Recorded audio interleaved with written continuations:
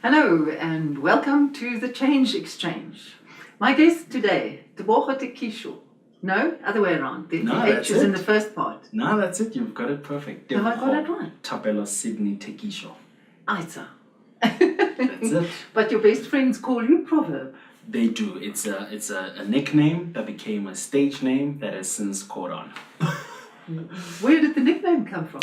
Started in high school when we were all trying to be rappers, and I wanted to almost define what my rap would be about. I landed on ProVerb because I wanted my music to be about the truth, to be positive, to be inspirational, and so ProVerb was the name I chose. And are you the wise man? Well, are you the Solomon behind it? I certainly strive to be. I think I'm learning a lot myself, but as I learn, I share through my music. And so now you've got, 5 rap albums to your name? I do. I've got 5 studio albums. I'm currently working on a 6th. I've got a mixtape and a 2nd DVD coming out this year as well. And TV presenter, radio presenter? I do a bit of TV, a bit of radio, a bit of business. I we all do company. Everything. Absolutely, we have to. Don't This is the freelance life. That's it. That's it. Tebogo, but I want to take you back to the Northern Cape, where both of us grew up. Yes. You were born in Kimberley. Yes, I was, proudly so. So Kimberley, Northern Cape, back in 1981. I grew up with my grandmother. I loved Kimberley because largely I had nothing to compare it to. I didn't know any other.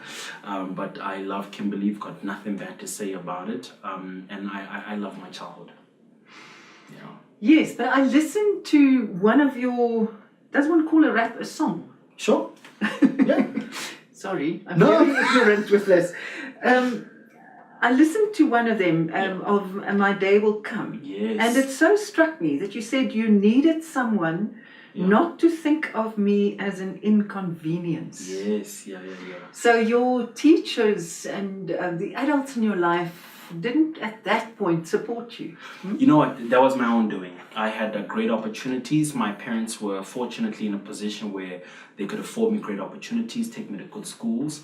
But at the time, I didn't recognize the value of those opportunities, and I squandered a lot of them. I would play around in school. My goal was just to kind of get by. So when I was written off, it wasn't necessarily because they didn't support me, but I didn't come to the party. But it's kind of only later on in life that I realized the opportunities I had squandered, and it's possibly shaped who I am now and how I view opportunities now. Youth is wasted on the young. I think that's Wordsworth. That's I feel about that. I feel like that about my time at university. That it was really, there were so many opportunities and you just let it go. But anyway, those were the days. So how did you start rapping? Rapping kind of started as just a hobby in school, just to be cool, something we did at break time, just to yo and mimic a lot of what we saw on TV. So there was a whole bunch of you doing it. There was a bunch of us, if not everybody, to be honest. Then it kind of caught on and stuck. And at the time, I didn't realize it would become a career. At the time, it was just a pastime. But for some reason, I really had a knack for words, a knack for expression. And then I ultimately pursued it as a career. Can you remember the first time when you felt, this is actually working? I have this audience. I'm holding them. I do. So at one point, I went to an international school in Mafikeng, which was called ISB at the time, International School of Poputatswana, before it became a part of South Africa. And there was one assembly where we were all asked to make a contribution, and mine was to do a rap song. I couldn't tell you the nerves. I was afraid out of my mind. Was that the first time that you actually performed in front of an audience? Exactly. I mean, apart from your mates. Yeah. So when I came off of the stage after getting a great response, I felt invincible. And I think I've been chasing that feeling since. And the first album? My first album was in 2005 under an independent record company called Outrageous Records. That to date many consider a classic, which just means it's timeless, and I mean that with all the humility in the world, but it gets a lot of love, and to date I get to perform songs from that album. As a matter of fact, last year I celebrated 10 years of the release of my first album, which is great. How did you get to the point where you could release an album? Because that means time, it means money, it means people must believe in you. Sure. Well, I entered a lot of rap competitions. I came to Joburg in '99, and there were a lot of radio stations and competitions and campus competitions and so on. Then you sort of start,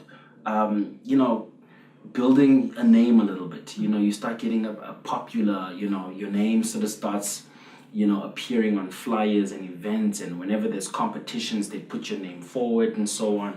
And I think by so doing, I caught the ear of a guy who was running an independent label at the time. And the rest, as they say, is history. And can you remember holding a copy? Was it still a CD? These days it's streamed. Sure. And it's not nearly as tangible. Exactly. Can you remember holding it? Oh man, I do remember that. I do remember the launch. Like it was yesterday, honestly. And I felt at the time as though I had arrived. Not realizing that it was only the beginning of the long journey. Yeah. But did you then think this will be my career, or did you still think I will have to find a real job? You know something? It's interesting you ask that, because I don't think you ever think of it as a career. At the back of your mind, you think this is something I love, I enjoy, it's a passion, but I still have my job and my career. It's only when you look back and realize it's been 10 years, it's been 5 albums, that you realize this has actually been my career all along. So I definitely think of myself as an entertainer, and I think entertainment is definitely my career. And how did you earn your living in the beginning? Well, I studied sound engineering, which is what I completed, and my first sort of job in the business was as a technical producer at a radio station, YFM, for DJ Fresh. He was hosting the breakfast show, and I was a technical producer, cutting all the jingles, promos. And I think spending all that time with him as well is he was my mentor, so to speak, because I picked up a lot of, sort of the business skills, the industry sort of ideas from being around him. And I learned a lot from being with DJ Fresh. In fact, I till this day I pay my respects to him a lot. Do you think that is important also you're still a young guy, but in the lives of younger people? Yeah. To have, mentoring is such a flavor of the decade. Yeah. And one gets a bit bored with everyone talking about it. But do you think it makes a difference? You know something?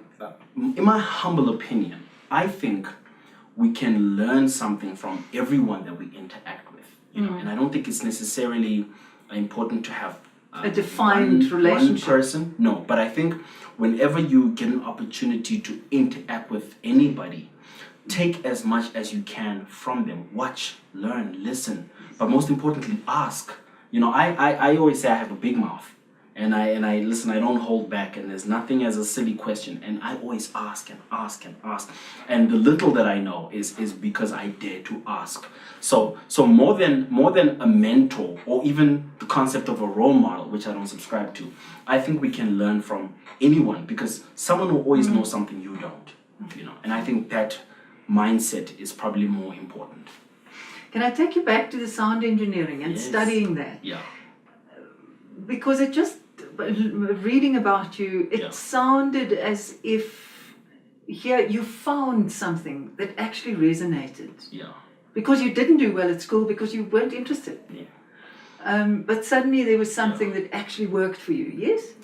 Look, by the time I did sound engineering, something definitely clicked. But I have to give credit to my mom, who never gave up on me at any point. Mothers don't. No, they don't. and my grandmother as well. I owe them who I am. So when I came to Joburg in '99, by the way, I matriculated in '98, barely. All right. I attempted IT. That was kind of the flavor at the time, you know. Failed dismally. I don't even think I made it to the exams. I think by July I was back at home already. Then the following year, my folks again, bless their hearts, never gave up. We attempted computer science again. Failed dismally. Then my mom said, look, you're always sitting at the computer banging away, and I'm always hearing sounds and music. And I researched a little bit, and there's a course called sound engineering. Would you consider something like that? And I think at the time I was also getting a little bit older, and my little sister was coming up, and she was saying, look, this is kind of your last chance. We need to now focus all the resources on your little sister, you know. So I think the combination of it dawning on me that I'm maybe wasting the opportunities. I was also beginning to grow up a little bit, and also just that faith, I suppose, that my mom had, that, you know, we just need to find the right thing. Then I think the combination, you know, of my passion for music and sound engineering, then it just clicked and everything just kind of aligned. Man, then I went in there and I came out with distinctions for the first time in my life. I was even offered a job at the same institution to lecture other students, and I was employed as a student advisor for other students. So I really, look, I consider myself a late bloomer, but when I bloomed, I really bloomed. You know what I mean? Then it kind of just all clicked, and I haven't been the same person since. Full tree of roses. There you are. There you are. A bouquet. What does that say for young people? Because I think so many, that your story echoes that of so many other people. Yeah. So I always want to say, what's the message to someone who starts out, can't get it right? Yeah. Look, I always say, because society is sometimes designed in a particular way where they want to put you in a box. Exactly, where you're considered smart if you can do this, you're considered athletic if you can do this, you're considered pretty if you look this way, and there's all these little boxes, you know. But what I've sort of learned from my experience, and I try and share with other young people, is to try and find your own box, if there's such a thing, you know, proverbial box. But find your path, find what makes you unique and thrive on that, you know, and try and set your own definitions of who you want to be, you know. And I think the minute you're able to do that, you'll definitely thrive. And never write yourself off. Yeah. You know? Yeah, because that must have been difficult for you, failing twice and having to go home. Listen, there was a point I was convinced that you were just a good for nothing. Absolutely, that I'm sort of no good for nothing. In fact, in the song "My Day Will Come," the first bit, I'm talking about how I was an underachiever. I was written off. I was kind of barely making it. But the truth is, I think I was just misplaced. I was just in the wrong space where I'm not good at. I'm still not academic to date. I try to be, you know, every second year I'm registering for some course or other. But truth is, my calling is elsewhere, and I really excel in that space, you know.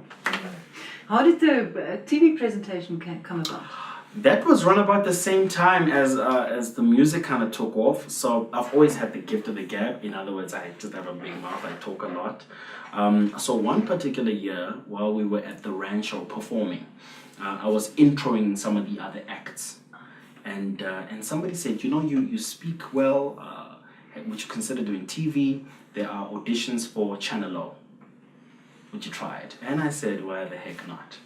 I went for it, got the call back, and in 2003, I got my first TV job hosting a hip-hop segment called Head Rush. Well, it was called Nasty, and it became Head Rush at some point. You know. And did you feel I can relate to a camera?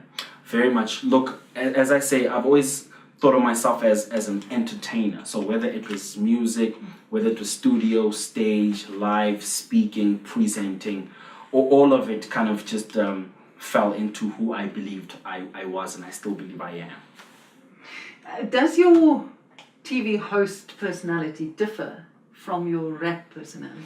It doesn't. It's probably just sort of dynamics and semantics, but in truth, it's all me. It's just different ways I express myself. So ProVerb the rapper is still very much you. It's not a persona. No, listen, ProVerb is Tebogo. It's me. My art and my craft is just a mirror image and an extension of who I am. And then I want to ask you something. Survivor. I Right? have That's what I never said. understood why anyone will put him or herself through that. How did it happen? I still don't either. All right, so my sort of manager at the time said they had contacted him about this thing to do Survivor. The first 3 times I said no. I said no. Second time I said no. Then they told me about the positioning and the this and the audience, and I said no. But the minute they said there's an opportunity to play for a charity, and I think that was probably the decider for me. Then I said, all right, if there's an opportunity then to give back, then I would do it. What charity did you choose? My grandmother helped me pick a charity in Kimberley. You see, for me, it always has to be Kimberley. I have to be giving back. So we picked the children's home, and they told me they just want enough to build a jungle gym. And then that became our mission. Then I accepted the challenge then, went on to do Survivor, did very well. As a matter of fact, I came 3rd. I was the last standing male. That's all.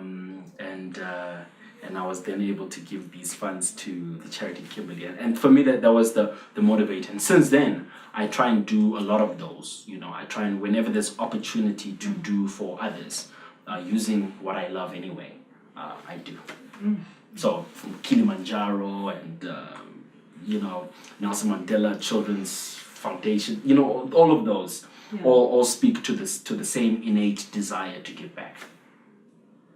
And now you're also producing. What's the difference between working for someone else and you get a job card kind of thing, you have to show up and do it, and having to make the decisions and pay the bills and all of that? All right, so I now co-own the production company Seek Entertainment, and we produce SA Idols and Miss SA and Face of Africa and a few other productions.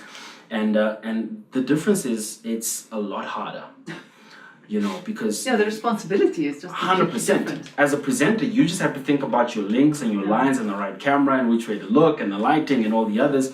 But as a producer, you have to think about the business. You have to think about sustaining the business. Now, you have to think about, because you employ people, both on a freelance and a full-time basis, you have to think about the budgets. You have to think about the marketing, creating more business, So it's a whole different ball game, but it's also very fulfilling for me because I think the lifespan of an entertainer or the guy in front is substantially shorter. And if you're going to think long-term and longevity, you have to think beyond trying to be the star at all times.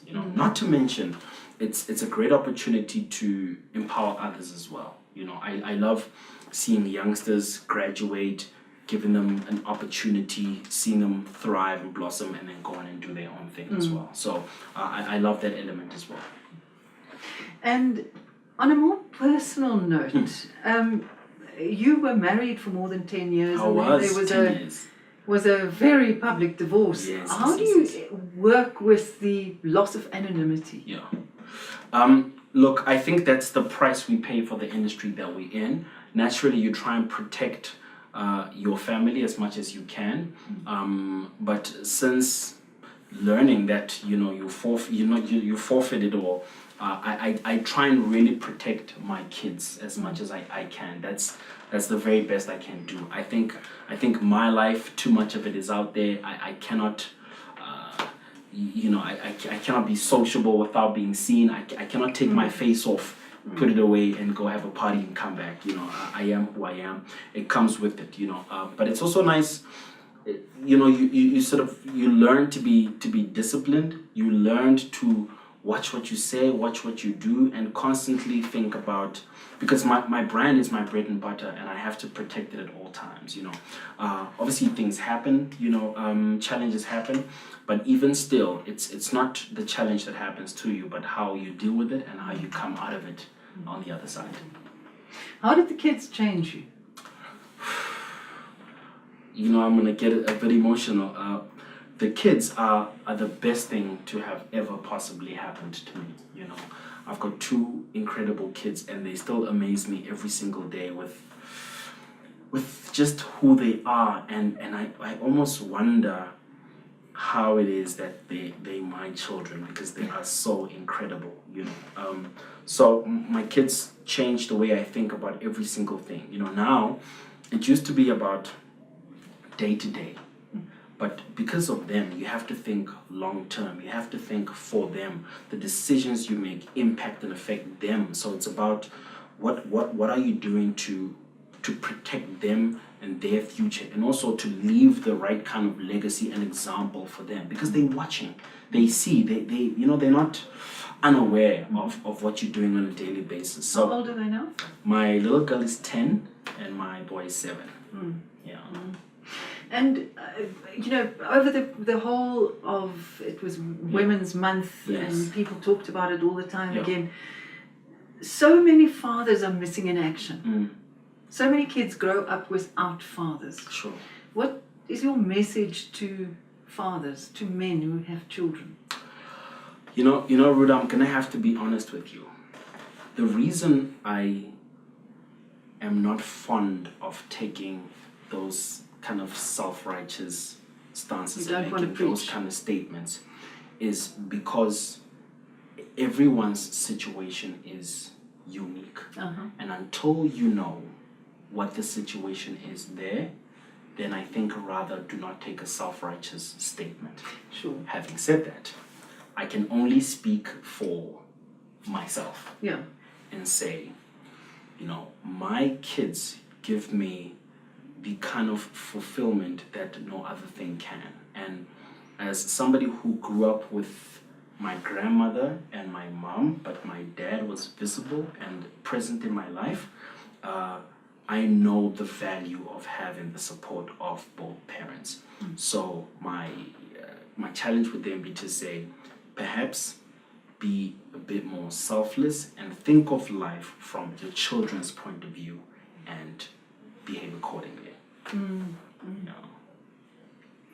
And just on a completely practical note, tell me about your home. Where do you live? Now, what does it look like? All right. So how did you choose it? Yeah. I'm settled in Jersey now. That's kind of where I've found my rhythm, but I still consider Kimberley my home. Which part of Jersey? I live in the west side of it. You know, when I was sort of buying property now, my best friend's dad actually advised me and influenced how I came to that decision. You know, he was talking about how the living standards are going to be better in the West, and he spoke about all the developings and the developments, and therefore from an investment point of view it makes better sense, and blah, blah, blah. And also I didn't, because I believe I work in the madness. So I don't want to live in the madness as well. So I like to be on the outskirts of it. That's how I settled on the West. And how do you make the empty space your home? What do you take? How do you fit it out, kit it out?